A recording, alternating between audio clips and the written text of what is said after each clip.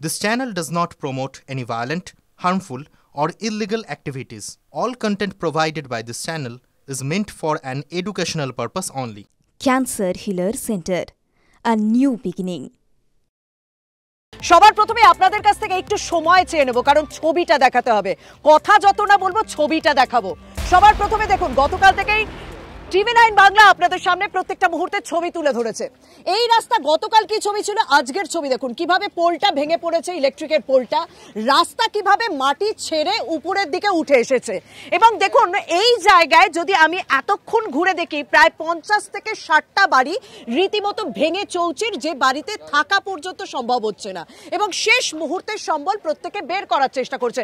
আমি বারবার বলছি, একটুখানি সময় দিতে হবে, কারণ আমাদের জ্ঞানত অবস্থায় যদি কোনো ভূমিকম্পের ভয়ানক আমরা ছবি দেখে থাকি, সেটা গুজরাট এবং নেপালে ভূমিকম্পের ছবি। কিন্তু অনেকেই ভাবছেন যে ভাগাড় সংলগ্ন এলাকায় এরকম ভয়ানক ছবি কি করে হতে পারে। যে জায়গাটা আমার সহকর্মী পিকু দেখাচ্ছে না, সেই পাঁচিলটা গতকাল পর্যন্ত ছিল, কিন্তু গতকাল সন্ধ্যের পর থেকে সেই জায়গাটা ধসতে শুরু করে দিয়েছে। তার ঠিক উল্টো দিকের বাড়িটা দেখাবো।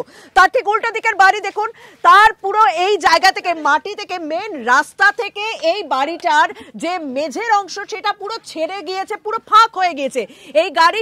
এই বাড়িতে যারা সাধারণ মানুষ, তারা কিন্তু সাংঘাতিকভাবে ভয় রয়েছেন, তারা আতঙ্কে রয়েছেন, যে কারণে তারা এই বাড়ি ছেড়ে বেড়ে গিয়েছেন। আরো বেশ কিছু বাড়ি রয়েছে, আমি বলবো না, মানে এই জায়গাটা দেখলে ভয় আসতে বাধ্য, কারণ শুধুমাত্র হাওড়া এরকম ডাম্পিং গ্রাউন্ড তো নেই, কলকাতা সংলগ্ন বিভিন্ন জায়গায় এরকম ডাম্পিং গ্রাউন্ড রয়েছে। দেখুন এই মানুষগুলো সময় কতটা খারাপ যাচ্ছে, কারণ দেখুন কিভাবে বাড়ির দেওয়ালটা পুরোপুরি ধসে গিয়েছে। তার ঠিক পাশের বাড়িটাই আমি যদি দেখাই, তার পাশের বাড়িটাই একটুখানি হয়তো অন্ধকার হবে, কিন্তু ভয়ানক ছবিটা আমি একেবারে ভিতরে নিয়ে গিয়ে দেখাবো। দেখুন দেওয়ালটা পুরোপুরি ধসে গিয়েছে, এবং শুধুমাত্র কংক্রিটের দেওয়াল কি ধসেছে, পাশে যে বেড়ার দেওয়াল, দরমার দেওয়াল, সেই দেওয়াল পর্যন্ত ধসে গিয়েছে। এই বাড়ির মানুষগুলো এখন বিভিন্ন জায়গায় খোলা আকাশের নিচে আছেন। এই ঘরটার ভিতরটায় আপনাদেরকে নিয়ে যাবো। বারবার বলছি না, আপনি আসুন, আপনিই তো এই ঘরে বাসিন্দা, আপনি যদি একটুখানি দেখান তো কি অবস্থা। আমি দেখাতে বলবো, জানি না কতটা সম্ভব হবে, একটুখানি আমি আলোটা জ্বালিয়ে নিতে বলবো। দেখুন যে কংক্রিটের মেঝে রীতিমতো মাটি ছেড়ে উঠে এসেছে, ঘরটা পুরোপুরি ধ্বংসস্তূপে পরিণত হয়েছে, তারা কিচ্ছু বার করতে পারেনি, খাট পড়ে রয়েছে, মানে সাংঘাতিক অবস্থা। এই মানুষগুলো এই মুহূর্তে চাইছেন যে তাদের কোথাও একটা থাকার ব্যবস্থা করে দেওয়া হোক। এরকম প্রচুর ঘর রয়েছে, এরকম একটা দুটো বাড়ি নয়, প্রচুর, বলছি না, এখান থেকে প্রায় 50 থেকে 60টা ঘরের এই অবস্থা। এমন কিছু রাস্তা রয়েছে যে রাস্তাটাই পুরোপুরি বন্ধ হয়ে গেছে, কারণ দুটো বাড়ি এরকম ভাবে পুরো রাস্তাটাকে বন্ধ করে দিয়েছে। আমি একটুখানি কথা বলি, আসুন। এখন কোথায় আছেনটা, কোথায়? এখানেই রয়েছে, পুকুর ধারে রয়েছে ম্যাম, এখানেই রয়েছে। আর কোথায় যাবো এখন আমরা? আমাদের এখানেই ছোটবেলা দিয়ে এখানে বাসিন্দা। কাল সন্ধ্যেবেলাতেও এতটা খারাপ অবস্থা ছিল না, আমি 6টা অবধি এখানে ছিলাম। ছিল না। কখন থেকে এতটা খারাপ অবস্থা? এই ধরো না, কটার সময় হবে, এই সকালবেলা বোধহয় দেখলাম না, 8টা-9টার দিকে এইসব হয়ে গেছে। আর সকাল 8টা, হ্যাঁ রাতেও হয়েছে, রাতেও হয়েছে, দেওয়ালটা পড়ে গেছে পুরো। তারপরে সকাল 8টার সময় এগুলো সব পড়ে গেছে, অর্ধেকটা উঠছে, ফেটে উঠে যাচ্ছে, একদম ফেটে উঠে যাচ্ছে। কারণ আমি দেখছি যে পুরো ড্যাম হওয়া যেরকম হয়, সেটা পুরোপুরি মাটি থেকে ছেড়ে উঠে গেছে একদম। আমি কথা তো বলছি, তাদের কথা অবশ্যই শোনাবো, কিন্তু আমি যদি একটু রাস্তাটা দেখাই, জানেন তো এই রাস্তার যে ফাটলটা দেখছেন, আমি কালকে সন্ধ্যে 6টা অবধি যতক্ষণ দেখিয়েছি, এই রাস্তার ফাটলটা এতটা ছিল না, এর দূরত্ব বাড়ছে, মানে আস্তে আস্তে। আমি কতটা ভালো বোঝাতে পারবো জানি না, কারণ সব ছবি কিন্তু ক্যামেরা থেকে খোলা চোখে যতটা ভয়ানক মনে হয়, সেটা ক্যামেরা হয়তো ভয়াবহতাটা আপনারা স্পষ্ট বুঝতে পারছেন না। এই রাস্তা পুরোপুরি উঠে গেছে, মাটি থেকে রাস্তাটা উঠে যাচ্ছে আস্তে আস্তে, পুরো পাহাড়ের মতো রাস্তা হয়ে গিয়েছে, পুরো ডাম্পিং গ্রাউন্ডের কাছে। মানে আমি আরো ছবি দেখাবো, এবং একটা ক্র্যাক, ভাবছেন ওইখানে যে ক্র্যাকটা দেখালাম, ওইখানে যে ফাটলটা দেখালাম, এইখানে আর একটা ফাটল। এই মানুষগুলো খাওয়া দাওয়ার এখানে কোথাও একটা বন্দোবস্ত করা হয়েছে, তারা ঘরে ঢুকতে পারছে না, কিন্তু এখানেই খাওয়া দাওয়া করছে। ঘরের অবস্থা তো সাংঘাতিক, শোচনীয়, ঘরে থাকা যাবে না। কতদিন এইভাবে বাইরে আপনারা থাকবেন বলুন? তার উপর বৃষ্টি পড়ছে, কি করব বলুন, আমরা কি করব? কোথায় থাকছেন এখন? কোথায় থাকছেন? আপাতত এখানেই আছি, যতক্ষণ আমরা থাকতে পারি এখানেই। অনেক ঘরে আমি দেখছি বিছানাটা পর্যন্ত বার করতে পারেনি, খাট পর্যন্ত বার করতে পারেনি। আমি জানি ঘর করা কত কষ্টের, কষ্ট করে ঘর করেছেন, একটু একটু করে ঘরের জিনিসপত্র তৈরি করেছেন, এক ঝটকায় সব শেষ। আমরা কেউ কিছু আশ্বাস দিচ্ছে? আশ্বাস পাই না এখন। একটুখানি ক্লাব থেকে খিচুড়ি পেয়েছি, সেটা খাচ্ছি, কর্পোরেশন থেকে দুটো জলের গাড়ি এসেছিলো, একটুখানি জল নিয়ে খেয়েছি। এবার প্রশাসনের উপরে আছে, তারা যদি পাশে থাকে খুব ভালো হয়। 3 দিন জল নেই, কিচ্ছু নেই, 3 দিন মাথার উপর ছাদ নেই, পেটে খাবার নেই, খাবারও নেই। ঘরে কারেন্ট, ঘর নেই তো কারেন্ট কি করে থাকবে? কিছুই নেই, একদম কিচ্ছু নেই এখানে, সত্যি কিছু নেই। যে কারণে আজ সকালে অরূপ রায় এসেছিলেন, গতকাল তো আমরা দেখেছিলাম মনোজ তিওয়ারি তিনি এসেছিলেন। মানে যতটা সময় এগোচ্ছে, মানে আমি যতটা রাস্তা পেরোচ্ছি, এই দেখুন এখানে, এই দেখুন এই ঘরটা আমি গতকাল ঢুকেছিলাম, কিন্তু এই ঘরটা আমি গতকাল ঢুকেছিলাম। এই সামনের অংশটা এতটা প্রবল ভাবে ফাটল ছিল না, এই উনুনটা তাও কালকে একটুখানি গোটা ছিল, আজকে পুরোপুরি শেষ হয়ে গেছে। আমি ঘরের ভেতরে যতটা ঢোকা সম্ভব আমি ততটাই ঢুকবো, কারণ আমাদেরও নিরাপত্তার কথাটা মাথায় রেখে কাজ করতে হবে। দেখুন এই দেওয়ালের অংশ এক অংশ পুরো ছেড়ে একেবারে বেরিয়ে এসছে, আমি বলবো এটাই বেশি না ঢুকে, মানে বেশি রিস্ক না নিয়ে, আমি তো ছবি দেখাতে এসেছি, সেই ছবিটাই আপনাদেরকে দেখাচ্ছি কিভাবে ভয়ানক পরিস্থিতি এখানকার মানুষের মধ্যে। কিন্তু একটা সবথেকে বড় ভয়ের কথা কি, কারণ ইতিমধ্যে প্রহর গুনতে শুরু করে দিয়েছেন অনেকেই যে হাওড়ার এই বেলগাছিয়া ডাম্পিং গ্রাউন্ড সংলগ্ন এলাকায় এই ছবি কেন, সেটাও আমরা পরে দেখাবো যে ডাম্পিং গ্রাউন্ডের এক অংশ কিভাবে আস্তে আস্তে এই দিকে জনবসতির দিকে সরে আসছে। মানে শুধুমাত্র রাস্তায় ফাটল, বাড়িতে ফাটল নয়, ডাম্পিং গ্রাউন্ডে ফাটল। এই দেখুন এই বাড়িটা দেখুন, এই বাড়িটাই দেখুন পুরোপুরি ধসে গেছে, পুরোপুরি। কালকে কিন্তু আমি বলছি, কাল অবধি কিন্তু আমি এই বাড়িগুলো দাঁড়িয়ে থাকতে দেখেছি, আজকে এসে পুরোপুরি ছবি পাল্টে গেছে, এই জায়গাটা পুরোপুরি ছবি পাল্টে গেছে। একদম একদম এই পরিস্থিতি আপনাদের সামনে আজ সারাদিন আমরা তুলে ধরবো, এবং কোথা থেকে কি আশ্বাস দেওয়া হচ্ছে, এবং আরো ভয়ানক ছবি রয়েছে গোটা হাওড়ার এই এলাকা জুড়ে, সেই সমস্ত ছবি তুলে ধরবো। তবে শুভজিৎ, এবার তোমার কাছে আমি ফেরত যাব। শর্মিষ্ঠা, তুমি যে ছবি দেখালে, গোটা বাংলার মানুষ আজকে এই মুহূর্তে TV9 বাংলার পর্দায় এই ছবি দেখছে। ভয়ঙ্কর ছবি। গরিব মানুষ কাঁদছে, কোথায় যাবেন, কি খাবেন না, কিচ্ছু ঠিক নেই। সুব্রত আমাদের সঙ্গে রয়েছেন, আমাদের সহকর্মী সুব্রত। গরিব মানুষ কাঁদছে, এই মানুষগুলোর সামনে গিয়ে যারা হাত জোর করে দাঁড়ান, যাদেরকে আমরা নেতা বলি, সেই নেতারা আজকে কোথায়? গুটি কয়েক পুলিশ কর্মী দেখলাম, বাকি প্রশাসনের তো আরো অনেক দপ্তর আছে, কোথায় তারা?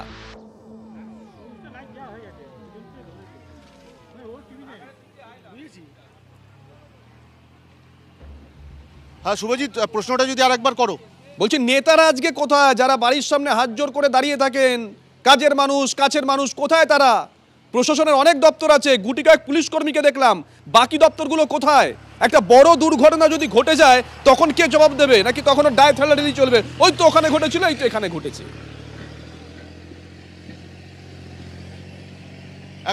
একেবারেই সেই পরিস্থিতিতেই আমি দাঁড়িয়ে রয়েছি। প্রথমে তোমাকে ছবিটা দেখাবো, যে কোনো মুহূর্তে এই যে শালবল্লমগুলো দিয়ে এখানে একটা ব্যারিকেড বা এখানে একটা ঠেকনো দেওয়া হয়েছে, যে কোনো মুহূর্তে এটাও ভেঙে যেতে পারে, ফলে রাস্তা বলে আর কিছু থাকবে না।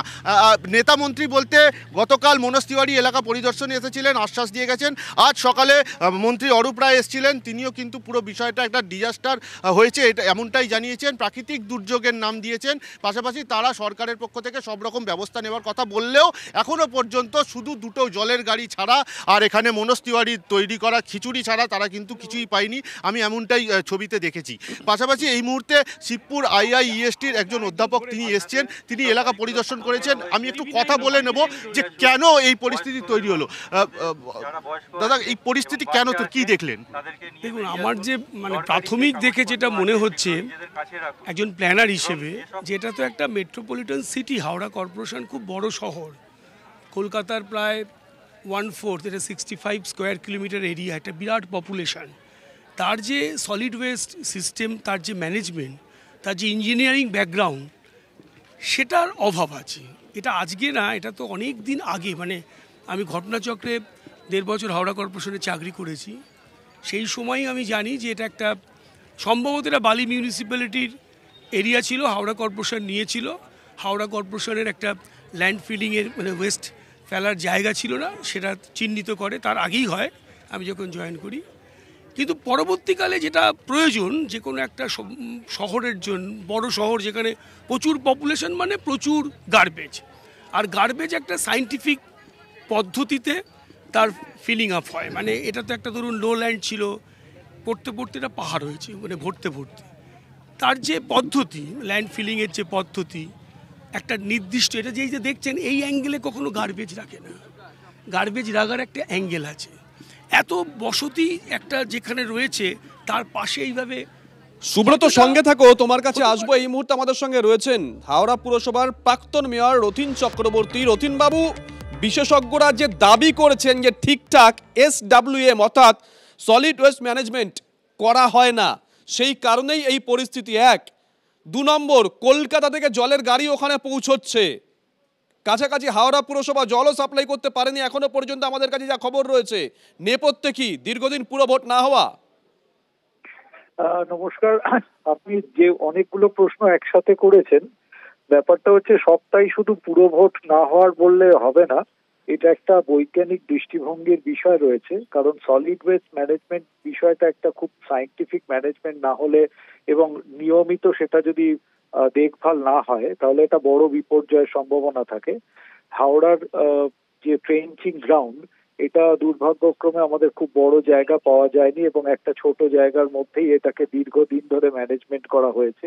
সেই অর্থে ছোট জায়গা, যদিও জায়গাটাকে আপাতভাবে আমরা অনেকটা বড় বলতে পারি, কিন্তু প্র্যাকটিক্যালি শহরের যে লোক তার প্রেক্ষিতে এটা অত্যন্ত ছোট জায়গা। এবং এখানেতে সমস্যা হয় যে কোনো ট্রেঞ্চিং গ্রাউন্ডে শুধু কেবলমাত্র মালটা এসে পড়ছে এরকম নয়, তার এখানেতে একটা গ্যাসের উৎপত্তি হয়।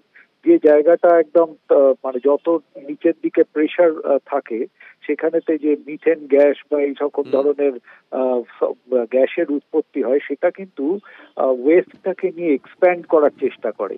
এবং যখন এটা এক্সপ্যান্ড করার চেষ্টা করে তখন এর যে পেরিফেরি যে ওয়াল বা পেরিফেরি যে কন্টুরটা রয়েছে সেই শেপটা কিন্তু চেঞ্জ করতে থাকে। এবং নিয়মিত যদি এখানেতে না দেখভাল করা হয়, প্রযুক্তিবিদদেরকে সাথে নিয়ে যদি দেখভাল করা না হয়, তাহলে সেক্ষেত্রে কিন্তু একটা বিপর্যয়ের সম্ভাবনা থাকে। কারণ আমাদের ওই ট্রেঞ্চিং লাইনটার ঠিক পাশ দিয়েই একটা মেজর ওয়াটার সাপ্লাই লাইন রয়েছে, এমনকি সেখানেতে ড্রেনেজ লাইনও রয়েছে সেখানেতে। এবং ওই পেরিফেরি যে গার্ড ওয়াল যেটাকে বলা হয়, গার্ড ওয়ালটার উপরেতে সলিড ওয়েস্ট ম্যানেজমেন্টের ঠিক মতো coordination with the people's representative and engineering সেকশনের সঙ্গে যদি না হয় তাহলে কিন্তু এই জায়গাটা একটা বড় বিপর্যয় হয়। এবং আমার নিজের যেটা ধারণা, এই বিপর্যয়ের পেছনে শুধু ইলেকশন নির্দেশ করলে হবে না। যে ম্যানেজমেন্ট বোর্ড রয়েছে সেই বোর্ডের সেই ফাংশনিং কিন্তু ঠিক প্রপারলি হয়নি। এবং বুঝতে পেরেছি। অসংখ্য ধন্যবাদ রথীন বাবু। এই বিষয়ে যিনি সব থেকে ভালো বলতে পারতেন হাওড়া পুরসভার প্রাক্তন মেয়র রথীন চক্রবর্তী, তার সঙ্গে আমরা কথা বললাম। তিনি বললেন যে ম্যানেজমেন্ট সেটা ঠিকঠাক বোধহয় হয়নি। পাশাপাশি আজকে সকালে সেখানে পৌঁছে গেছিলেন রাজ্যের মন্ত্রী অরূপ রায়। তিনি বলেছেন প্রশাসন পাশে আছে আমজনতার। শুনুন। দুর্ঘটনা ঘটেছে, ভয়ঙ্কর দুর্ঘটনা। তা সুতরাং সেই সময় জলেরও সমস্যা হয়েছে। জলের সমস্যাগুলো একদিকে শিবপুর, মধ্য হাওড়া, শালকিয়া সমস্ত জায়গাতেই সমস্যা হয়েছে। সেই জায়গাগুলো দুটো জায়গায় রেস্টোর হয়েছে আপাতত। মধ্য হাওড়া রেস্টোর হয়েছে, শিবপুরটা রেস্টোর হয়েছে, শালকিয়াটা এখনও ক্লিয়ার হয়নি। এখনও যুদ্ধকালীন পরিস্থিতিতে কেএমডিএ কাজ করছে, বাধা চলছে, কিন্তু বাধাকে বিঘ্নকে উপেক্ষা করে কাজ চলছে। মানুষের পাশে সরকার আছে, সরকার ছিল সব সময়। এখানে যারা রয়েছেন তারা বলছে এখানেতে ময়লা না ফেলা, একটা বিক্ষোভ সকালবেলা এই নিয়ে দেখিয়েছে। তো অন্য কোনো অন্যতা ব্যবস্থা সেটা নিয়ে পরিকল্পনা চলছে। কর্পোরেশনও চিন্তাভাবনা করছে, এমএ ডিপার্টমেন্টও চিন্তাভাবনা করছে। তা সুতরাং কিভাবে এখান থেকে সলিড ওয়েস্ট ম্যানেজমেন্টের মাধ্যমে এই ভাগাড়কে ক্লিয়ার করা যায় এবং এই জমিটাকে ব্যবহার করা যায়, সেটা নিয়ে চিন্তাভাবনা চলছে। হাওড়ার বেলগাছিয়ার ছবিটা এতক্ষণ ধরে আপনাদের দেখাচ্ছিলাম, সবটাই যেন কেমন একটা ধ্বংসস্তূপ, তাই না?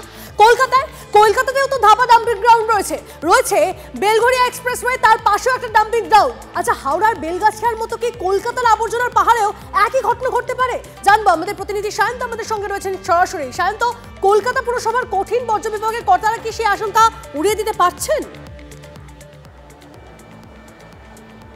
একদমই না। দেখো, কঠিন বর্জ্য ব্যবস্থাপনা বিভাগের তরফে সম্প্রতি কলকাতা পুরসভার কমিশনার এবং কলকাতা পুরসভার মেয়র পরিষদের কাছে একটি নোট পাঠানো হয়। তাতে বলা হয়েছে কঠিন যেভাবে জঞ্জালের পরিমাণ বাড়ছে তাতে যে কোনো দিন বিপর্যয় নেমে আসতে পারে।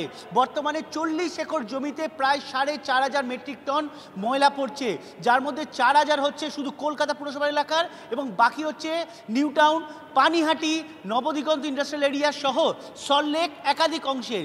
দেখা যাচ্ছে প্রায় 1000 মেট্রিক টন এই এলাকাগুলো থেকে আসছে। কলকাতা পুরসভার কঠিন বর্জ্য ব্যবস্থাপনা বিভাগের তরফে যে নোট দেওয়া হয়েছে তাতে উল্লেখ করে দেওয়া হয়েছে জমির পরিমাণ কম, উল্টে 75 লক্ষ মেট্রিক টন আবর্জনা এখন জমে রয়েছে।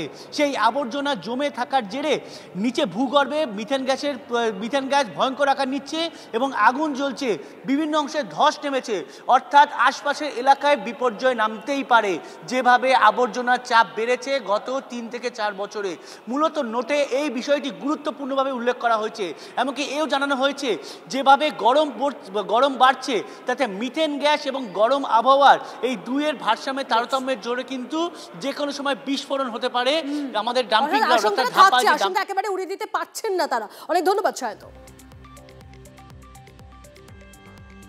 সময় হয় আমরা নজর রাখি, বিশেষ করে গরমের সময় দেখবেন আমাদের জল দেওয়ার ব্যবস্থা থাকে যাতে ওটা আগুন না লেগে যায়। মিথেন গ্যাসটা যখন বেরোলে এমনি বাতাস গরম থাকে অনেক বেশি, তখন আগুন লাগার সম্ভাবনাটা বেশি থাকে বলে আমরা সেই সময় প্রতিবারই ওইখানে আমাদের জলের গাড়ি গিয়ে জল দেয়। তার জন্য আমাদের এখানে এটা সমস্যা হয়নি কোনোদিন, কারণ আমরা আগের থেকে এটা অনেক প্রিপেয়ার্ড এবং তার বিরুদ্ধে আমরা যথাযথ ব্যবস্থা নিই।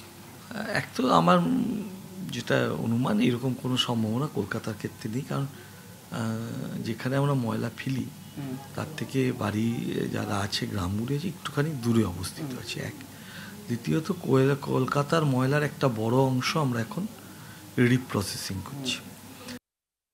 গত 10-12 বছরের বেশি সময় ধরে ওখানে পুরসভা নেই, ওখানে কেউ কিছু নেই। তৃণমূলের নেতারা যে যেমন পাচ্ছে লুটে খাচ্ছে, কারোর দায়বদ্ধতা নেই। এর জন্য দায়ী কে? কলকাতাতেও হবে, কারণ কলকাতা অন্য কারণে হবে। কলকাতা দিনে দিনে ভাড়েমা ভবানী হয়ে যাচ্ছে। বেআইনি বাড়িকে আইনি করে দিল শুধু টাকার জন্য, মাইনে দিতে পারছে না 3 মাস ধরে। আপনি জঞ্জালের জন্য ধস নেমেছে তো, হ্যাঁ? আর জঞ্জাল যারা সাফ করে কলকাতা পুরসভার 14,100 দিনের কর্মচারী 3 মাস ধরে মাইনে পায় না। আর বেটা ওই MIC সে দাঁড়িয়ে মিথ্যা কথা বলে আপগ্রেডেশনের জন্য। হ্যাঁ, কম্পিউটার আপগ্রেডেশনে ও মাইনে পেয়ে গেছে, শুধু পেল না 100 দিনের কর্মচারী। লজ্জাও পাওয়া উচিত। আর এবার আমরা যে ছবি দেখাচ্ছি এই ছবি গঙ্গাপাড়ে হাওড়ার নয়, এই ছবি ভাগীরথীপাড়ে মুর্শিদাবাদের। ছবিটা দেখুন, প্রায় এক রাস্তা কিভাবে ধসে গেছে, বেশ কয়েকটা জায়গায় যোগাযোগ কার্যত বিচ্ছিন্ন হওয়ার পথে। স্পট থেকে রয়েছেন আমাদের সহকর্মী কৌশিক, সরাসরি চলে যাব কৌশিকের কাছে। দেখো শুভজিৎ, যে জায়গায় দাঁড়িয়ে রয়েছে সেই ছবিটা যদি একবার দেখো, কোথাও যেন বুক কেঁপে ওঠার মতো। দেখে মনে হবে যেন যে ভূমিকম্প হয়েছে এলাকায়, সেই রকম ফলে এই ফাটল বা কিছু সেই রকম কিন্তু নয়। এই ফাটল গত পরশু থেকে শুরু হয়েছিল, সেই ফাটল গতকাল রাতে কিন্তু একদম ধসে পড়েছে। যে ভাগীরথীর পার, আমি ক্যামেরা পার্সনকে বলবো তোমাকে যে প্রথমে ভাগীরথী রয়েছে সেই ভাগীরথীর অংশটা দেখাবে, এবং সেই ভাগীরথীর পরেই কিন্তু রাস্তা শুরু। এবং সেখানে যে রাস্তা, সেই রাস্তা এমনভাবে ধসে পড়েছে, অর্থাৎ ধসে গেছে, সেখানে কিন্তু একটা আতঙ্কর কাজ করছে। কারণ সেই রাস্তার পাশে রয়েছে বেশ কয়েকটি বাড়ি, সেই বাড়ির সীমানায় দেখো কিন্তু একদম যে ধস নেমে গেছে এবং বাড়িগুলিতে নতুন করে ফাটল শুরু হয়েছে। অর্থাৎ এই ধসের ফলে কিন্তু বাড়িগুলির মধ্যে একটা ফাটল শুরু হয়েছে, সেখানে যেমন আতঙ্ক রয়েছে। তুমি দেখতে পাবে, আমার ক্যামেরা পার্সনকে দেখানোর জন্য বলবো, ফাটল শুরু হয়েছে এই ধসের ফলে। এবং পাশে একাধিক, এই বাড়ির যেমন ফাটল রয়েছে, পাশে একজন রয়েছে তার বাড়ির থেকে নেমে আসার রাস্তা সেটিও ধসে গেছে এবং সেখানেও কিন্তু ফাটল রয়েছে। আমি সেই চিত্রও দেখাতে বলবো আমার ক্যামেরা পার্সনকে। তুমি দেখতে পাচ্ছ যে এই যে ফাটল শুরু হয়েছে, অর্থাৎ গতকালের যে ধস নেমেছে সেখান থেকে। এই যে বসে আজ কতটা আতঙ্কের মধ্যে রয়েছেন? বললাম তো আতঙ্কে রয়েছে। হ্যাঁ, আতঙ্ক। কেন? ওই যে ধসে গেল তাই। বাড়ি ধসে যেতে পারে। হ্যাঁ, ধসে যেতে পারে। থাকবো কি বলেছে সরকারি কেউ এসেছিল? এসেছিল ধরো তো, তার আগে বলছি ওই আপনাদের মতনই। আমি বাবা অত বলতে পারি না। তুমি দেখতেই পাচ্ছ যে এখানে যে একটা কৌশিক ছবি দেখছি আমরা, ওই যে বলছি গঙ্গাপাড়ে হাওড়ার যে ছবি, ভাগীরথী পাড়ের মুর্শিদাবাদে কার্যত একই ছবি, অসহায় মানুষ রাস্তায় এসে দাঁড়িয়ে আছেন।